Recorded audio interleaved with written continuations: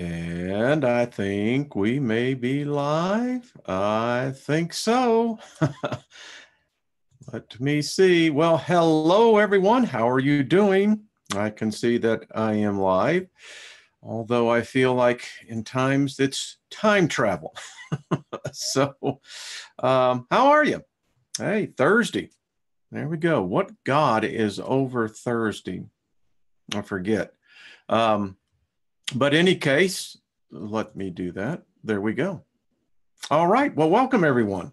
T. Witten, it's good to see you. Material Classified. Miles, good to see you. Mad Hatter, how you doing, my friend? Shoots for, how you doing? Shawnee, good to see y'all. So Thursday, and the world is going crazy. Everyone has heard, I am sure, of the event that is taking place down in New Mexico. And I thought that we might start off with that. And I'm pulling several things up here, folks, so we can see this together, because let's talk about this. So, Albuquerque Journal, closure of the New Mexico Solar Observatory, a mystery. They've updated this, as you can see, almost at midnight Mountain Time. So what happened? What's going on? The story, well, it really doesn't say much other than not saying anything at all, thus leaving it to a lot of speculation. What we do know is that the feds are in there. We know that it sounds to me to be a containment event. Containment of what? Don't know. I have my theory. I think that maybe there was unannounced guest visitors that showed up. Maybe someone caught the armada that has, if you go back to the original time when I heard this, it was in 2014, of an ex-operative who was taken into a situation, needed his skill sets. And many of you probably have heard the interview where our telescopes at then pretty well began to pick up on our armada. And supposedly this armada is on the backside of the moon. Who knows? But I did find it interesting that there is so much speculation, and it could have been potentially a hazmat situation. I know a lot about that.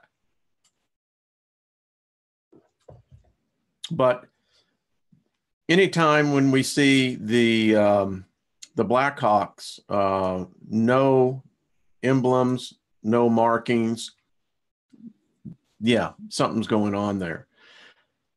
Now, as Lafayette used to say, on with the rest of the news. Here's one for us. We live in an artificial reality, and we like it. Some of us want the hell out of it, but man, it's a challenge. So here we go. Americans are gobbling up fake meat and milk faster than ever.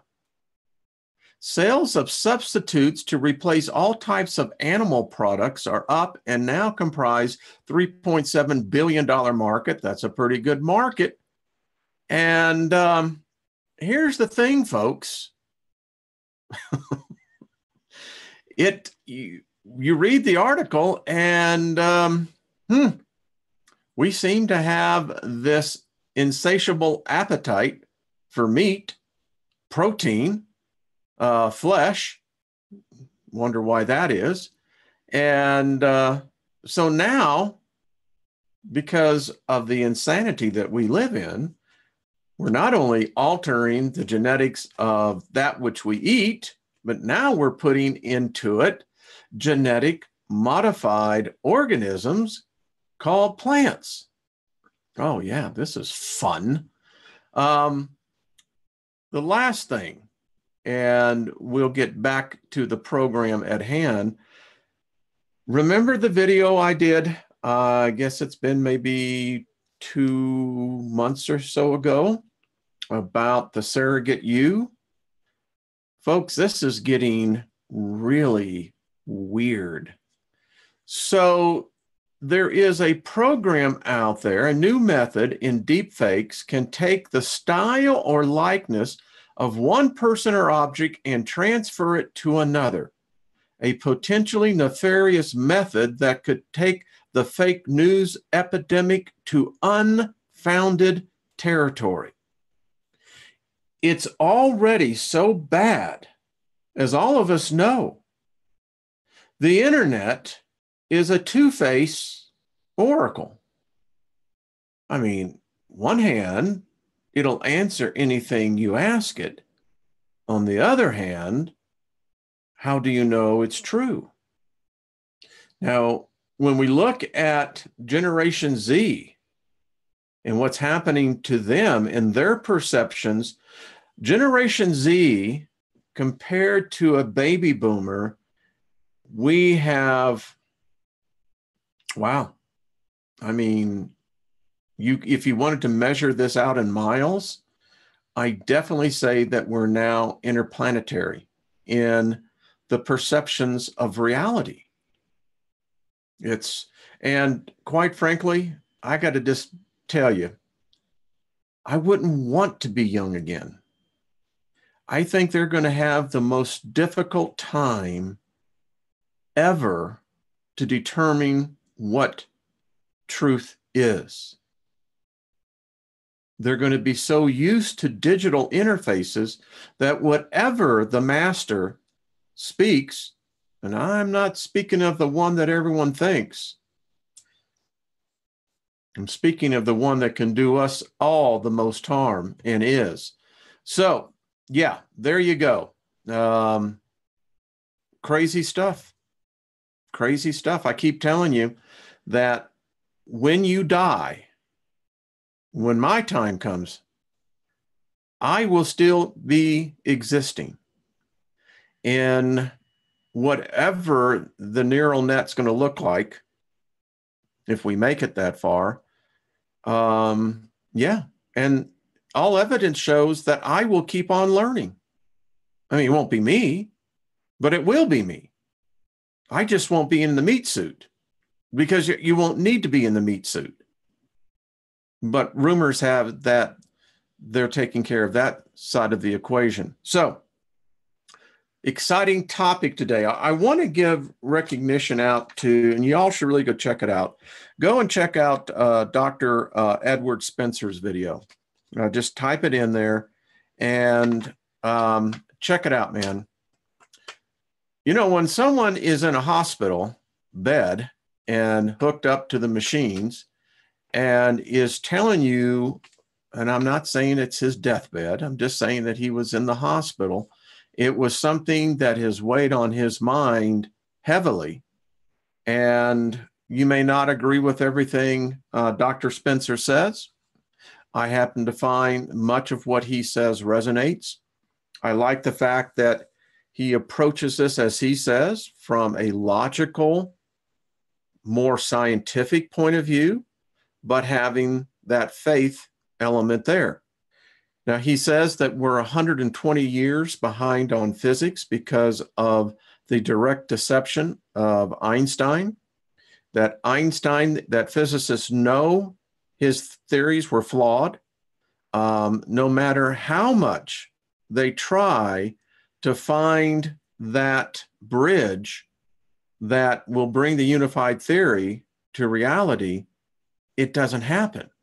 It's not to say that all of what Einstein postulated was wrong, but we know that there are many aspects of his physics that are leading us down rabbit trails that we're having to now go back and begin to rethink. All those great minds at the time that Einstein was around that were competing for vastly different theories on relativity, on the great equation, E equals mc squared. And in that, as Dr. Albers have shown, science is a very closed-minded religion. It's a private cult. It's a very secretive cult. And it's been that way for thousands and thousands of years. Now, he says that he has come to the conclusion that the dominant intelligence that rules over all of us, everything, it's like the saying I posted the other day, all of our perceptions, religions, dogmas, theologies, ideologies are all based on a human precept of one that we can't define. And regrettably, the only thing we call it is God. And sadly, that is the fact that, when you can intersperse terms like God and look at it in the same basis as love. I love you. I love chocolate. I really love my dog. I love this day. I love God. God is love. God is hate. God is life. God is murder. God is death. God is insanity. I mean, what is it? Which God? What God? And, it's messed us up, folks. It's put us all into a coitus that very few can get out of. So, little bit of something else. So I'm reading the Gospel of Mary Magdalene. Very interesting. Kind of disappointing that when you realize that basically 1/3 of this book is non-existent, doesn't exist. And so we got, parchments that kind of tell a story, then they stop the story, and then they pick up the story. Controversial. I can see why the church fathers wanted this out. And let me just say, for a commentary point of view, anytime I read a Coptic scripture or papyrus and I'm looking for the word Jesus, it can't be in there. And anything that we read taken from, whether it's the Nag Hammadi or whether it was from the antiquities dealer that bought these 3 books and then discovered the terrible thing that, it was gone. So what is it saying? Well, in here, Jesus says there is no sin. None. He wasn't crucified either. He was put into a cave that they rolled a rock over and left him for dead. So the story goes. Quite different from the one that so many people and that Hollywood has done such a good job in implanting into the thoughts of most people. Second, the disciples were a bunch of punks, cowards. They were egotistical, fought more amongst themselves as to where they perceived their standing to be. And the story is that the master knew this and confided into Mary Magdalene. And the story goes that Peter didn't like it.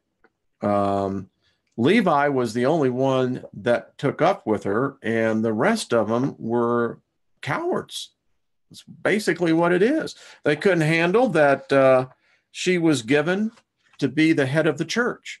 Now, we have to understand as well, many people, I'm surprised when I talk to them, they think that the Bible's been around since like the 1st century.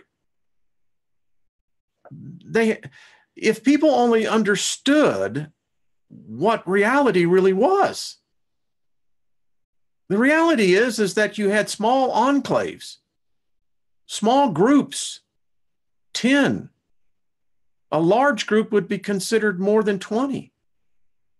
And remember, they were still under oppression of a military occupation. And even when you get outside the Judea area, as the myth began to propagate, they didn't have books. And they have letters. A lot of people think that, because if you lived in Corinth or Galacta or Thessalonica, you knew what was going on. No, no one was standing out in the square, reading supposedly these letters. Anyway, very, very interesting. So we're going to get into something that I really have found since I discovered the Thunderbolts Projects group, which is now, good Lord, almost 5 years. Some interesting, I've told many of you already, these videos are on YouTube. You can go and definitely check out Symbols of an Alien Sky. You've got to really watch these, I think, when we start reading Immanuel's book, because this will help give you tremendous insight. Another good one, in fact, I just watched this over the weekend, was Remembering the End of the World. Now, this is dedicated to Velikovsky's work, Worlds Collide, Worlds in Collision.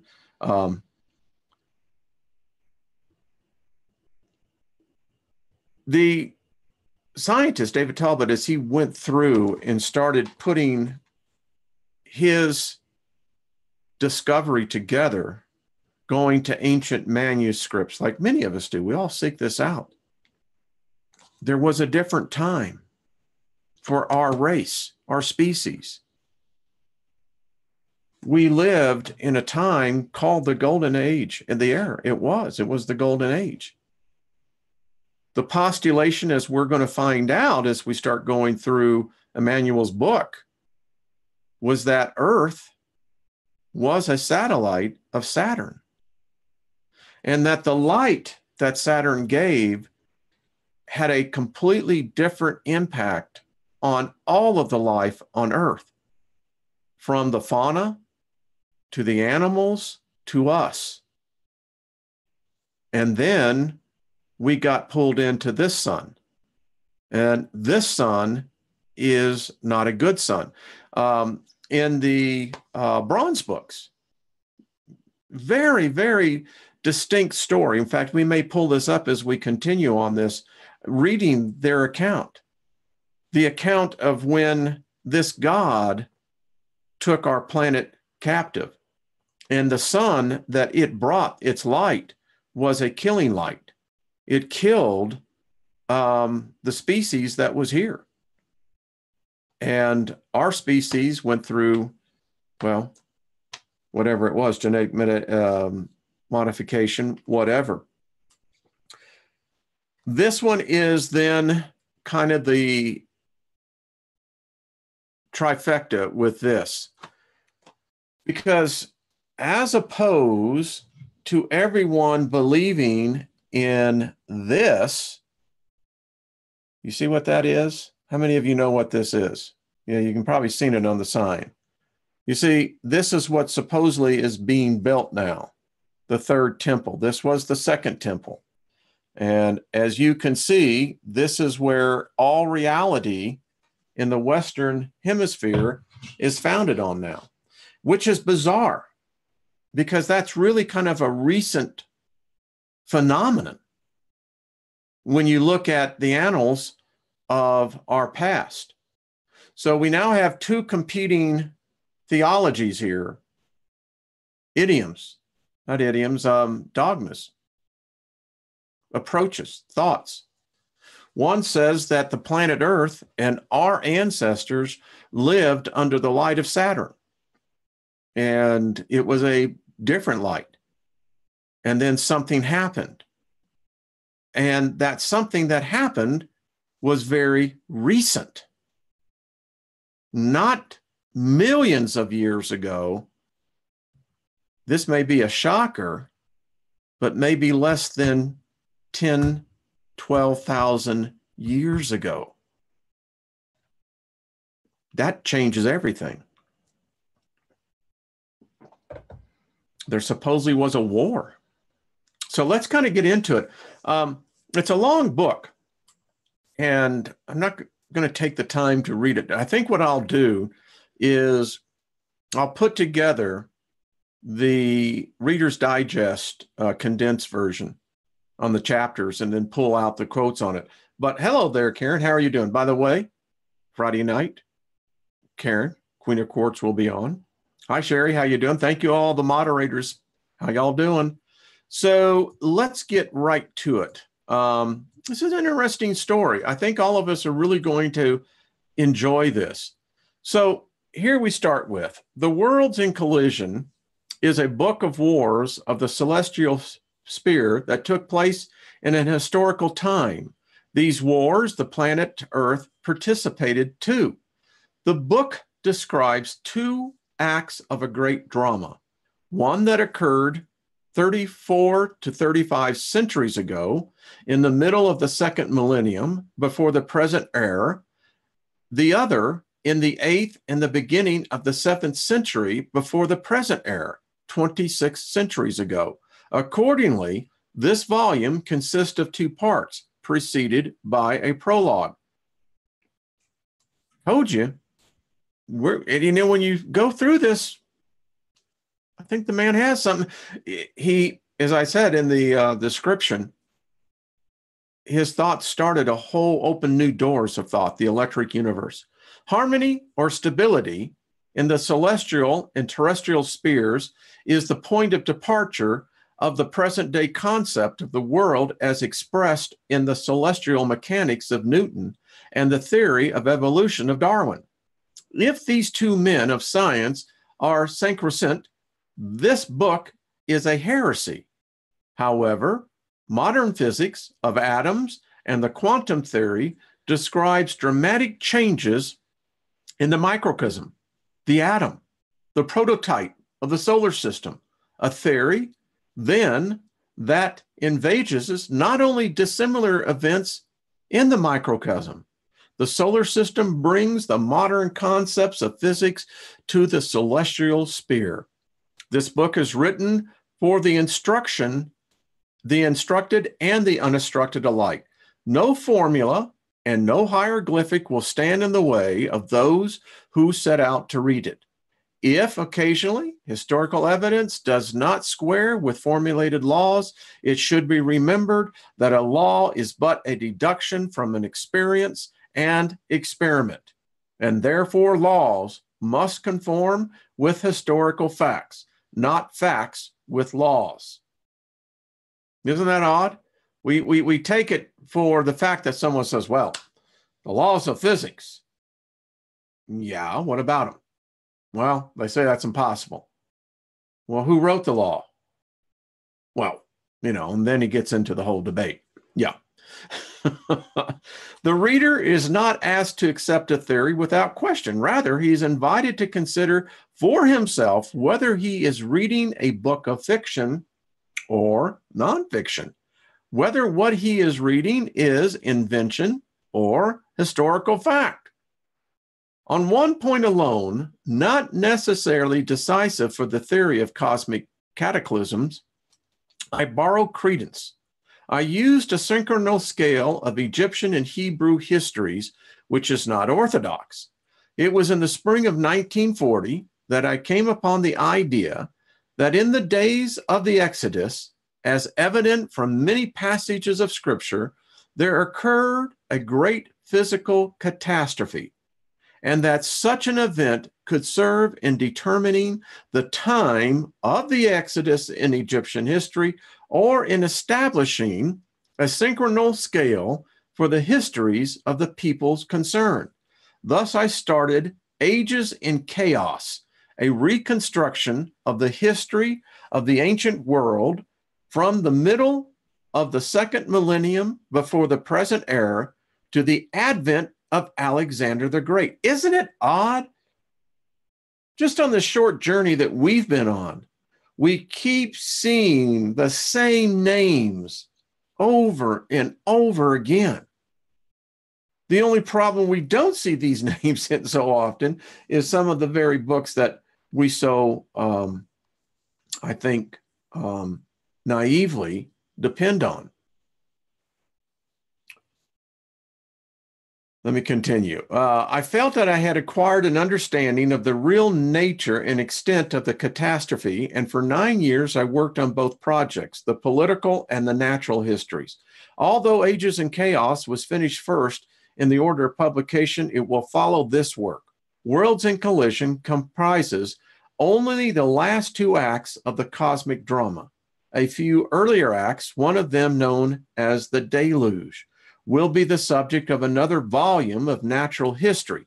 This historical cosmological story of this book is based on the evidence of historical text of many people around the globe, on classical literature, on epics of northern races, on sacred books of the people of the Orient and the Occident, on traditions and folklores of primitive people, of an old astronomical inscriptions and charts, on archaeological finds, and also on geological and paleontological material.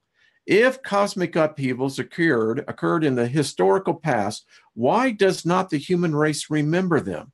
And why was it necessary to carry on research to find out about them? You know, folks, that's the question, isn't it? It's a pain in the ass.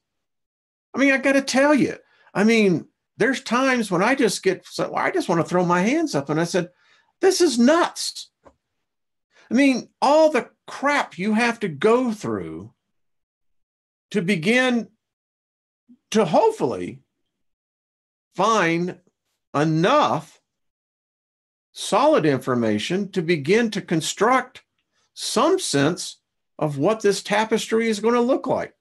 Right now, I don't have a clue. I just know that we're weaving. We'll have it as an expressive art form. I don't know. I discussed this problem in the section, The Collective Amnesia. The task that I had to accomplish was not unlike faced by psychoanalysts who, out of disassociated memories and dreams, reconstructs a forgotten traumatic experience in the early life of an individual.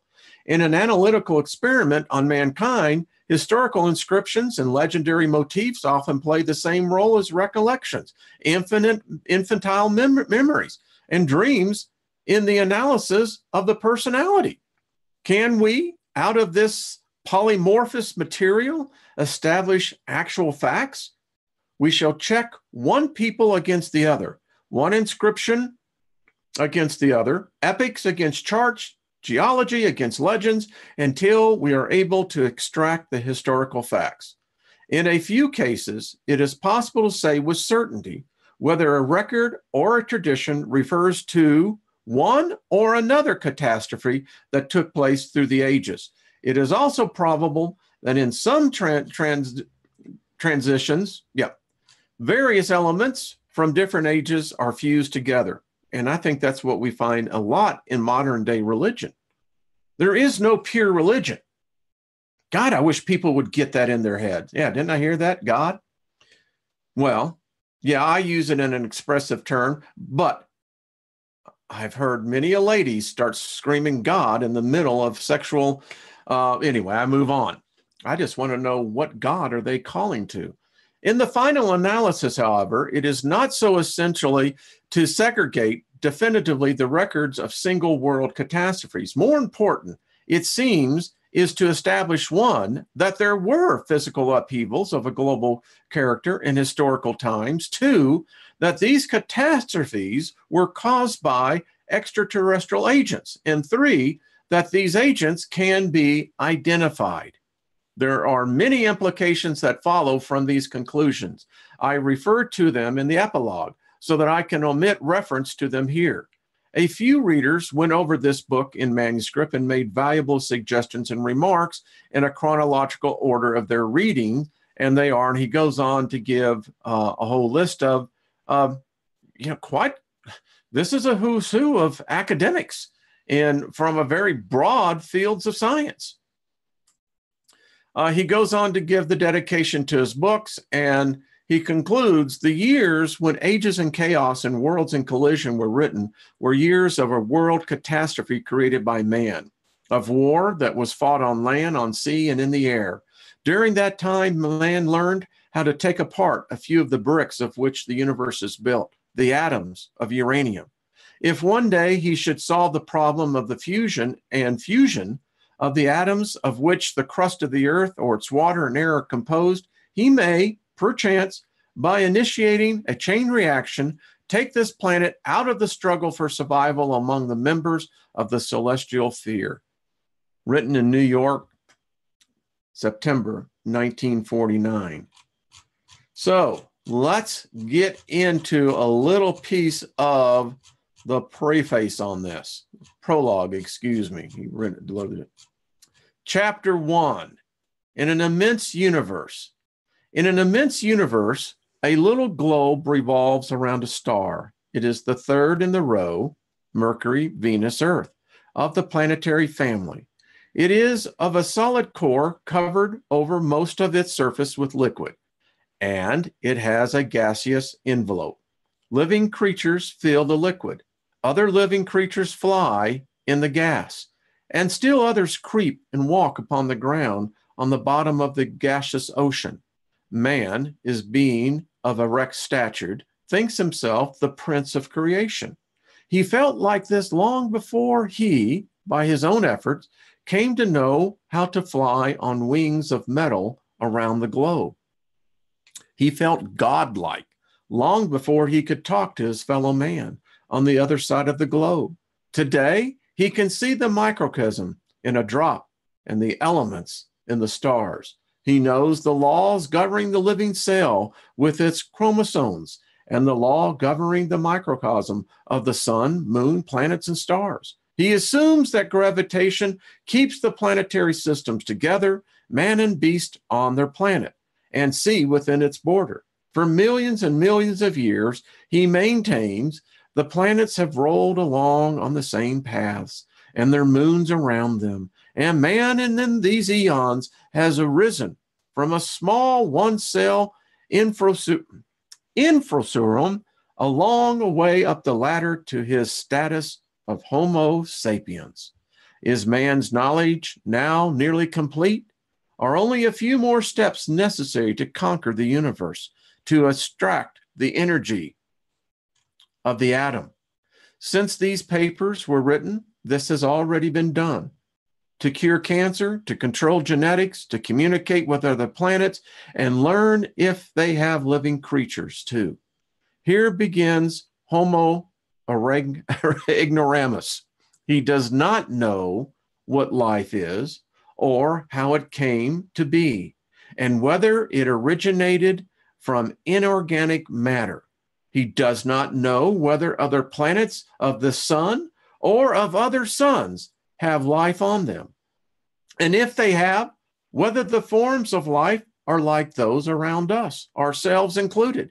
He does not know how this solar system came into being, although he has built up a few hypotheses about it. He knows only that the solar system was constructed billions of years ago. He does not know what this mysterious force of gravitation is that holds him and his fellow man on the other side of the planet with their feet on the ground, although he regards the phenomenon itself as the law of laws. He does not know what the earth looks like 5 miles under his feet. He does not know how mountains came up to an existence or what caused the emergence of the continents, although he builds hypotheses about these, nor does he know from where oil came. Again, hypothesis. He does not know why, only a short time ago, a thick glacial sheet pressed upon most of Europe and North America, as he believes it did, nor how palms could grow above the polar circle, nor how it came about that the same fauna filled the inner lakes of the old and new world. He does not know where the salt in the sea came from. Although man knows that he has lived on this planet for millions of years, he finds a recorded history of only a few thousand years. And even these few thousand years are not sufficiently well known. Why did the Bronze Age precede the Iron Age, even though iron is more widely distributed over the world and its manufacture is simpler than the alloy of copper and tin? Bet you didn't think about that one. But what mechanical means were structures of immense blocks built on the high mountains of the Andes? How did that happen? What caused the legend of the flood to originate in all the countries of the world? Is there any adequate meaning to the term antediluvium? From what experience grew from eschatological pictures of the end of the world? In this work, of which the present book is the first part, some of these questions will be answered, but only at the cost of giving up certain notions now regarded as sacred laws in science. The millions of years of the present constitution of the solar system and the harmonious revolution of the earth, with all their implications as regarded as theory of evolution, it didn't happen that way. Interesting, isn't it? The questions. I had someone in the comment section ask me, do I believe that we're eternal beings? And I responded, I can remember when I was 5 years old, waking up from this life in the other life, that I knew I was having a dream life and then came back here. Could it be just that simple? That all of us are merely someplace other, place, dimension, plugged into this one, experiencing it, be it good, be it bad? Maybe that's fantasy. It's a hell of a lot better than the story that's being told now. Either you serve this God or you get cast into a place that he made. Man, that's mind coitus of a sick kind, folks.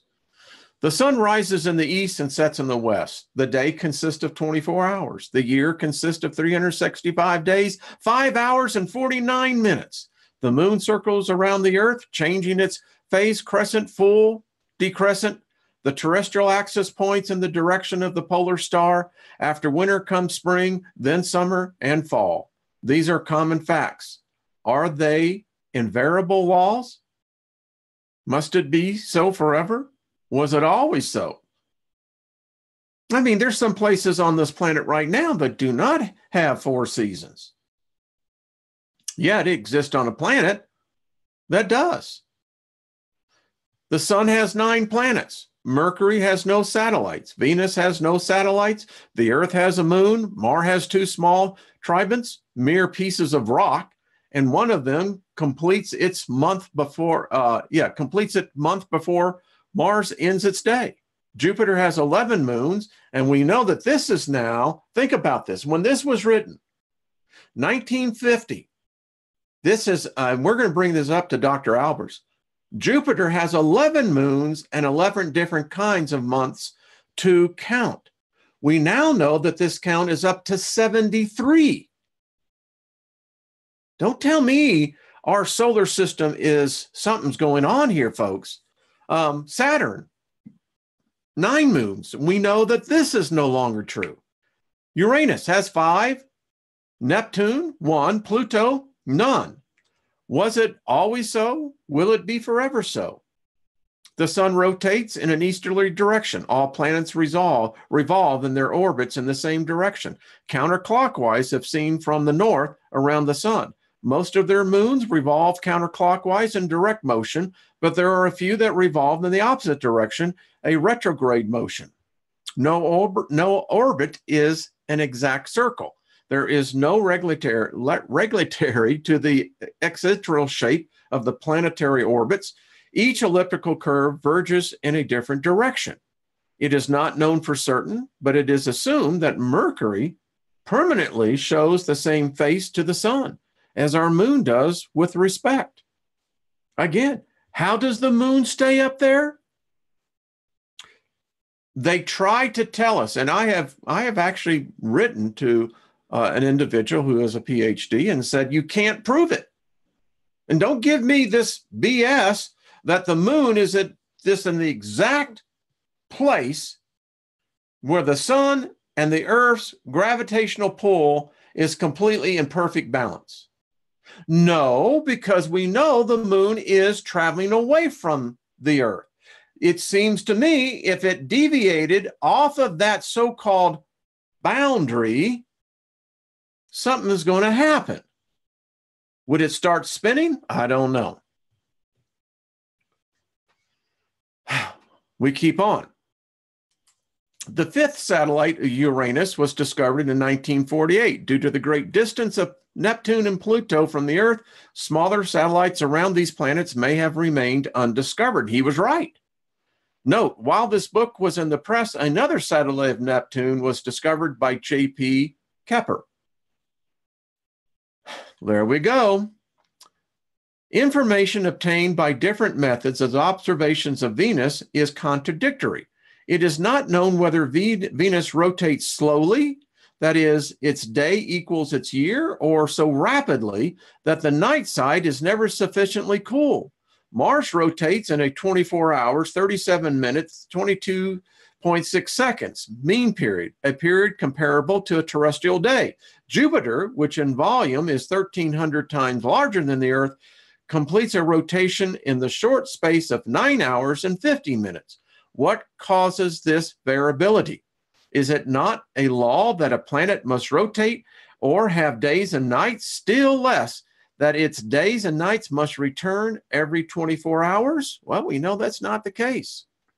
If Pluto rotates from the east to west, it has the sun rising in the west. Uranus has the sun rising and setting neither in the west nor the east. You know where it has it? North and south. So it is not a law that a planet or a solar system must rotate from east to west and that the sun must rise in the east.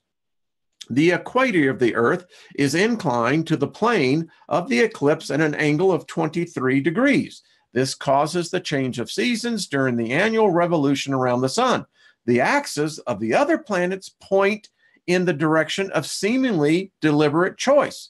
It is not a general law for all planets that winter must follow fall and summer the spring. The axis of Uranus is placed almost in the plane of its orbit. For about 20 years, one of its polar regions is the hottest place on the planet. Then night gradually descends, and 20 years later, the other pole enters the tropics of the equal length of time. The moon has no atmosphere. We know now it does. It's building an atmosphere. It is not known whether Mercury has any atmosphere. Venus is covered with dense clouds, but not of water vapor. Mars has a transparent atmosphere, but almost without oxygen or water vapor, and its composition is unknown. Jupiter and Saturn have gaseous envelopes, and it is not known whether they have solid cores. It is not a general law that the planets must have atmosphere or water. Now, we all know, since this man wrote this book, we have made tremendous discoveries. We have sent probes to Jupiter. We've sent them down. We know now the composition of the planet. And I'm sure had he been around today and learned this, he would have obviously updated himself on his writings. Mars is 0.15 of the volume of Earth. The next planet, Jupiter, is about 8,750 times larger as Mars. This is no regularity of or relation between the size of the planets and their position in the system. On Mars are seen canals and polar caps. On the moon, craters. Yeah.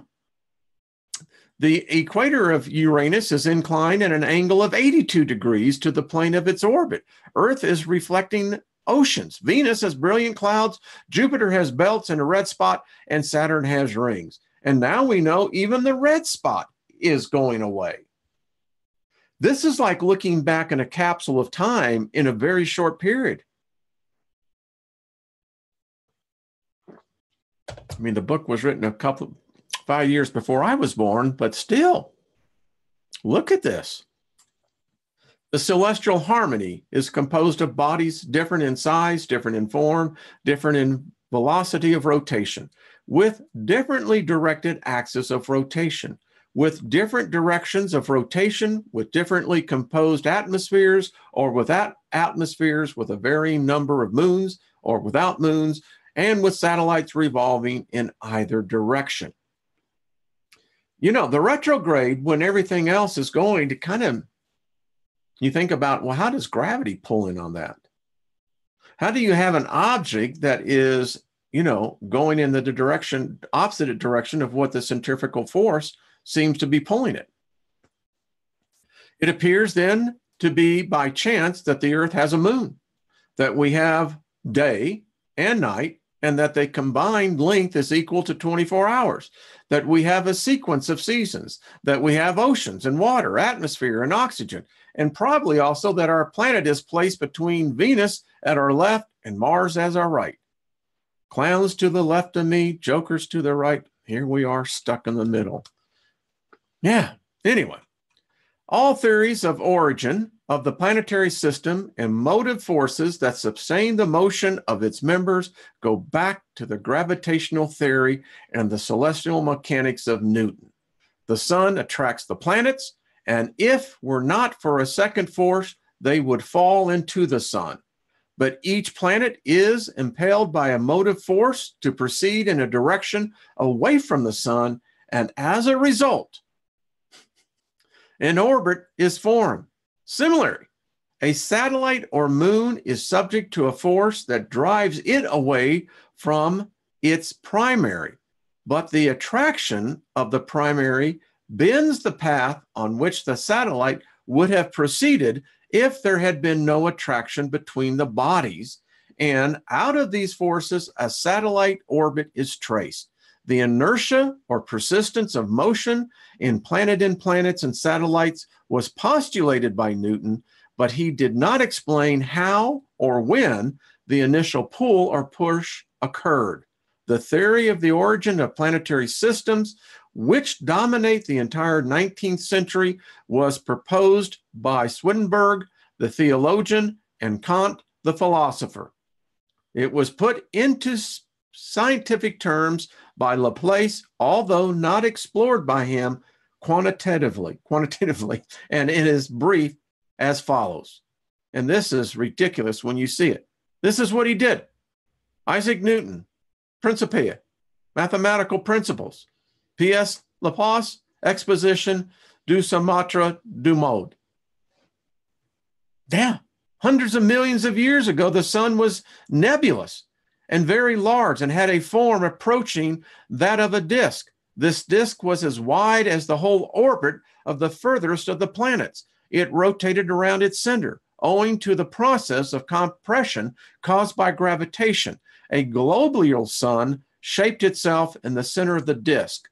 Because of the rotating motion of the whole nebula, a centrifugal force was in action. Parts of the matter more on the periphery resisted the retracting action directed towards the center and broke up into rings with balled into globes. These were the planets in the process of shaping. In other words, as a result of the shrinkage of the rotating sun, matter broke away and portions of this solar material developed into planets. The plane in which the planets resolved on the equatorial plane of the sun.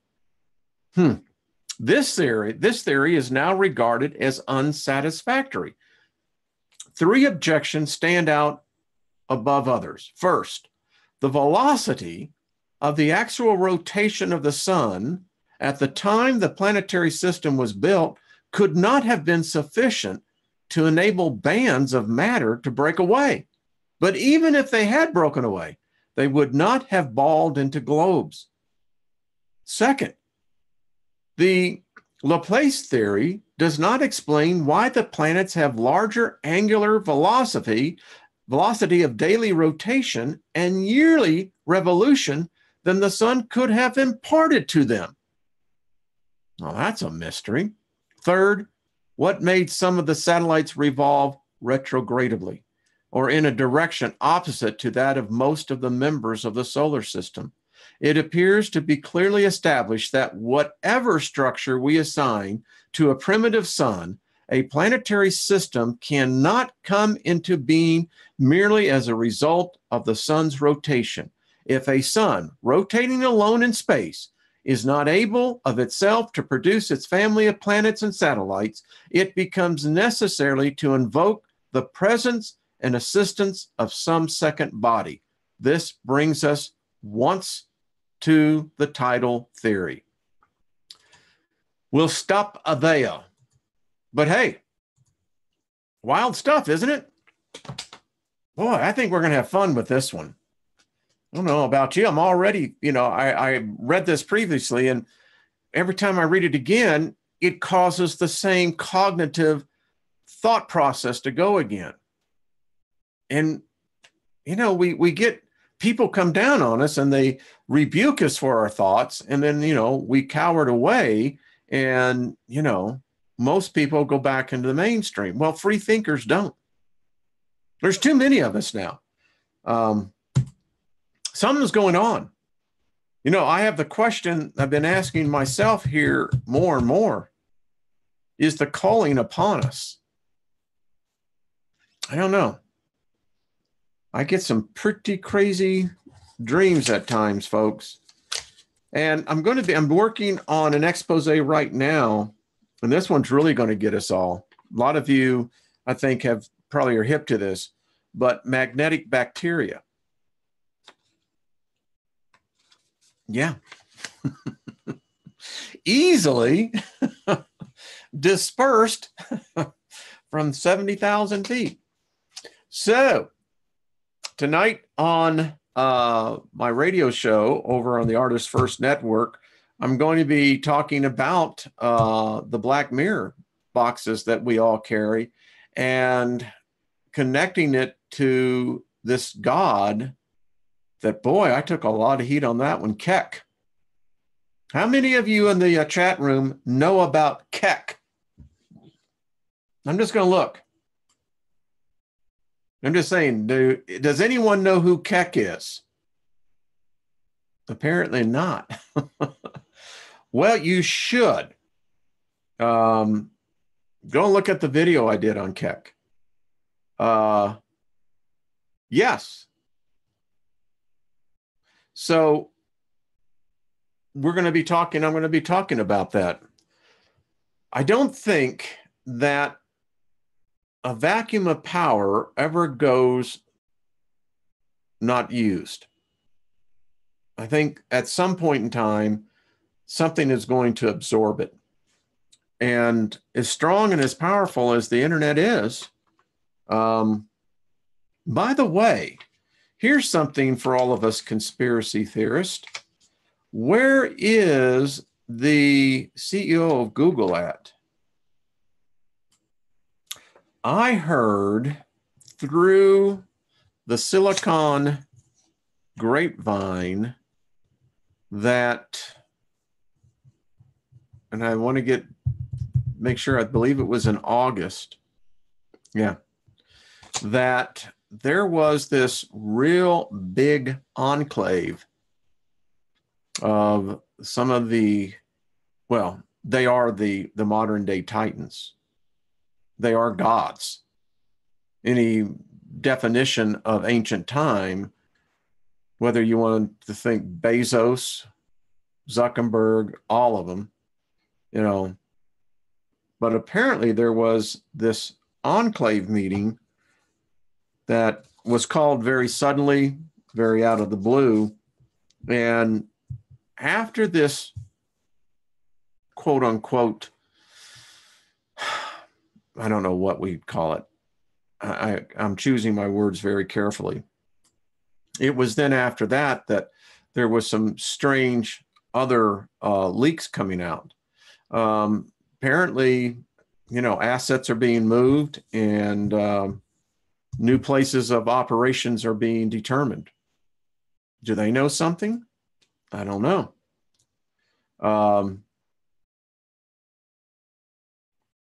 Just one final thought here.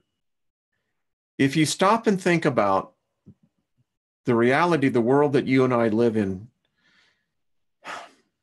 100 years ago, they would have called us slaves of today because we are not free. We have the ability, we think of our own thoughts, but we now know they possess the technology. The archons do. They never left. I'm convinced of that. They never left. they're still here. They are, they have the ability to be like chameleons. And I don't think they really give a damn. I think they're laughing at us because we struggle so desperately to determine what truth is. And they mock us. And as I've told them, they best be ready for me over there. And tomorrow we're going to spend the opening part on reading the opening part of the Tibetan Book of the Dead. I really want to read this to everyone because it's powerful. So after departure, and let's just say that according to the Buddhist code, some of us have figured out and gotten the shortcut, that this is our last time through. The question I ask, if we're looking for peace,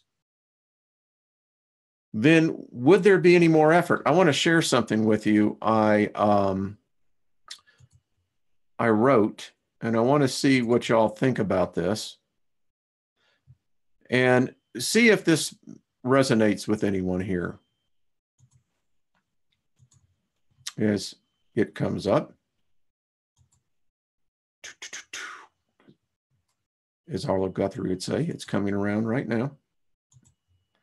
So, perfect peace is a place of no thought. What do you think about this? And I'll tell you why, at my meditation, this is what came to me.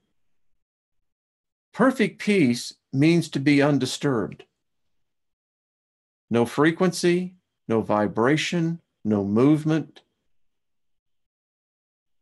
And I think that if this is what peace is in the afterlife, we could be asleep for eons and maybe be roused from our places of peace, perfect peace, with a vibration of a thought.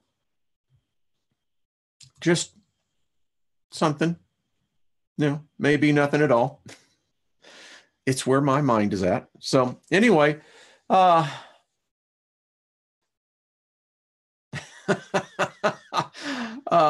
reading, it's Wesley. I sleep with my right. I don't know where you live, my friend, but I can dig that. I can dig it.